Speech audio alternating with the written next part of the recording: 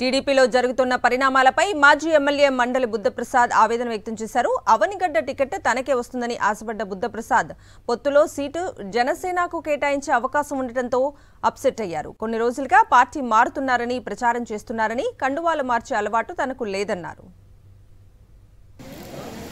ఈ గత కొద్ది రోజులుగా పార్టీ మారుతున్నారని చెప్పని పెద్ద ప్రచారం జరిగింది. వాస్తవానికి నాకు ఒక పార్టీ కాదు, అనేక పార్టీల నుంచి నా కౌరులు వచ్చాయి. కానీ ఈ కండవాలు మార్చే బుద్ధి మాత్రం లేదని చెప్పి మాత్రం ఏదైనా ఒక విషయాలు వచ్చినప్పుడు మనం చర్చించుకోవడం అనేది చాలా ప్రధానమైన అంశం. వాళ్ళేదో పదవి కావాలనుకుంటే ఎక్కడికైనా వెళ్ళొచ్చు, వాళ్ళేదో పార్టీ చకచగా మారిపోతున్నారు. దాంట్లో పెద్ద విశేషం కాదు కదా.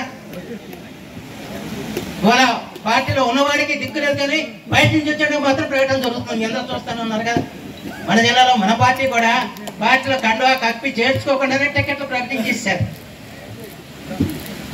ఆ పార్టీలు జరుగుతున్నాయి. ఏ పార్టీలో ఈ 5 ఏళ్ళ నుంచి ఎవరు కష్టపడ్డారు, ఏం చేశారని చూసే పరిస్థితి లేకుండా అయిపోయినా ఆ రకంగా పరిస్థితులు మారిపోయిన స్థితి వచ్చింది.